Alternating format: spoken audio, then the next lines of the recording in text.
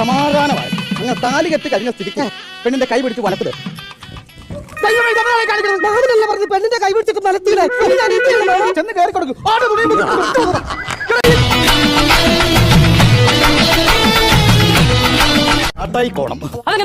ഞങ്ങളിങ്ങനെ നാടകം കളിച്ചുകൊണ്ടിരിക്കവേ ഇടയ്ക്ക് വെച്ച് എന്റെ നാടകം ഒന്ന് കട്ടായി. അപ്പൊ ആപാലപുത്രം ജനങ്ങളും ഇങ്ങനെ പറഞ്ഞുകൊണ്ട് പോകുന്നത് ഞാൻ ഗ്രീൻ റൂമിൽ നിന്ന് കേട്ടു. കട്ടായി കോണാത്തിലെ നാടകം. കട്ടായി കോണാത്തിലെ നാടകം.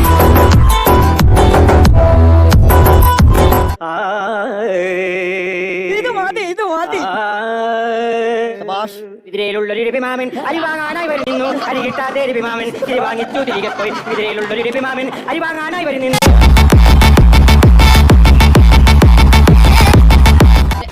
നിന്റെ തലയുടെ എക്സ്ട്രാ എനിക്കൊന്ന് കാണോടാ. എനിക്ക് ചിരിക്കാൻ വേണ്ടിയാ. ഇതിനകത്ത് 2 തല ഉണ്ടല്ലോടാ. ഒരബദ്ധം പറ്റി എന്റെ കൂട്ടുകാരനുണ്ടായിരുന്നു. അവൻ സെൽഫി ആണെന്ന് പറഞ്ഞ് കയറിയുന്നു.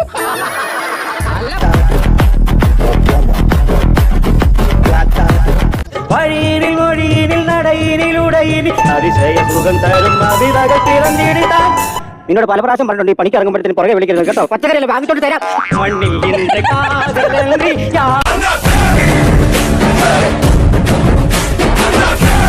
കഴിഞ്ഞ പ്രാവശ്യം നിനക്കല്ലേ 1ാം സ്ഥാനം കിട്ടി. പ്രീ വാഷം ചെയ്താൽ സാധാരണ നമ്മുടെ കണ്ണ് കെട്ടിക്കഴിഞ്ഞാലേ നമ്മളല്ലേ പോയി എല്ലാരും പിടിക്കുന്നത്. ഞാൻ അങ്ങോട്ട് കണ്ണ് കെട്ടേണ്ട താമസം ഈ പഞ്ചായത്തിലുള്ള സകല എണ്ണോ എന്നെ കയറി പിടിച്ചേ. അച്ഛനെന്തുവാ 2 വടിവാളിനെ ഇങ്ങനെ ചിരിച്ചോണ്ടോ ഒറ്റ നീപ്പാ 8 മുതൽ 11 മണി വരെ 11 അടിച്ചു കഴിഞ്ഞപ്പോ അച്ഛൻ അയ്യോ പിടിച്ചോണ്ട് ഇറങ്ങി ഒറ്റ ഓട്ടം. അങ്ങനെ ഓടിയത് അന്നേരം അച്ഛൻ അടിച്ച കഞ്ചാവിന്റെ കേട്ടിറങ്ങി. ആഴിയൊക്കെ വെട്ടാം പോരാ കത്തുന്ന സമയത്ത്. പക്ഷെ കുറച്ച് ഒതുക്കത്തിനൊക്കെ വെട്ടണ്ടേ.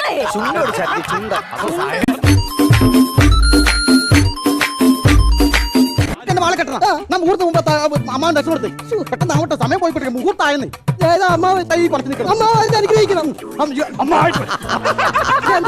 പുള്ളിക്ക് വേണ്ടി ഞാൻ ചെറുതായിട്ടൊന്ന് ഡബ് ചെയ്താ.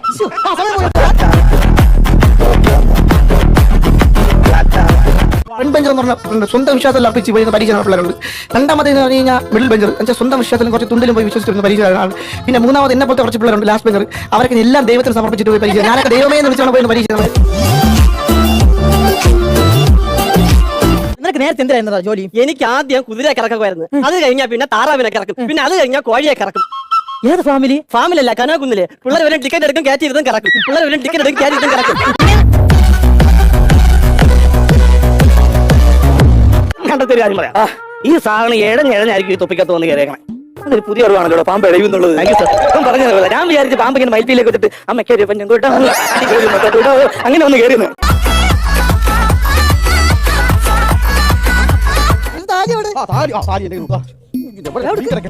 പെട്ടെന്ന് താലിയിട്ട് ഇതെല്ലാം കെട്ടി നമ്മൾ റെഡിയാക്കി വേണം നിർത്താനായിട്ട്. അയ്യോ താലി മാറിപ്പോ.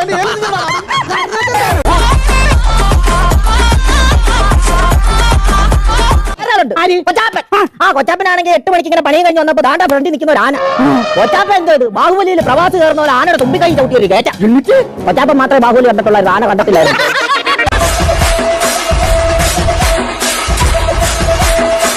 അമ്മയ്ക്കൊരു മുന്നുള്ളത് ഈ മലയാളത്തിന്റെ പാട്ടല്ല അമ്മ കൂടാ പറ്റിയ പാടാം.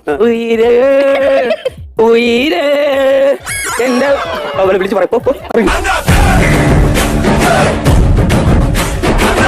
വീട്ടിൽ ഒരു മുട്ടനാടിയെ വാങ്ങിച്ചു. മുട്ടനാടിനെ ഒരു മുട്ട കാട്ടി മേയാൻ വിട്ടു. ഒരു ദിവസം മുട്ടനാടിനെ കാണാതായപ്പോ വലിയ മുട്ടന്റെ മുട്ടി ഇങ്ങനെ ഇടിച്ചു. സാറിന് വരെ ഇഷ്ടപ്പെട്ടു. എന്നിട്ട് അവർക്ക് ഇഷ്ടപ്പെട്ടില്ല. എനിക്ക് ഇഷ്ടപ്പെട്ടിട്ടില്ല. ഇതിനകത്ത് പിന്നെ കിട്ടണം. എന്നിട്ട് ഇങ്ങനെ അടിച്ചടിച്ച് നിന്നെ കാലത്ത് ആയില്ല. മന്ത്രം പറയും ഏറ്റു പറയണം.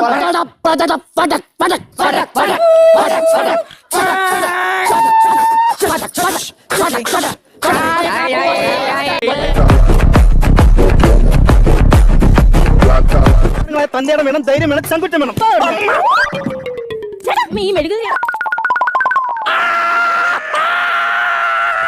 അല്ല വിളിച്ചിട്ട് എനിക്കത്തോണ്ട ഞാൻ ഇരട്ടച്ചങ്കനാണ് ഞാൻ.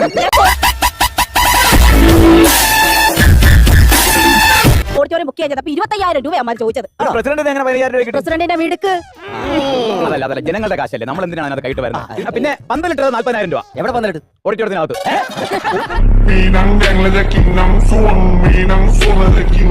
അല്ല മോനെ കേട്ടോ, ഒരു അച്ഛന്റെ കേസ് ഉള്ളപ്പോ ഇങ്ങനെ പൈസ തെണ്ട് നടന്നാലും മേടിച്ചിട്ട് ജയിക്ക് വന്നാൽ നിന്നെ ഞാൻ അംഗീകരിച്ചു തന്നിരിക്കുന്നു. എന്തോ അച്ഛന്റെ കേസ് പറയാം. അതെന്താ ഇരിക്കുന്നത്? അല്ല, ഈ കേസിന്റെ കാര്യം പറഞ്ഞുകൊണ്ട് നടക്കരുതെന്നാ വക്കീൽ പറഞ്ഞത്. അയ്യോ അന്നാ അത് പറയണ്ട.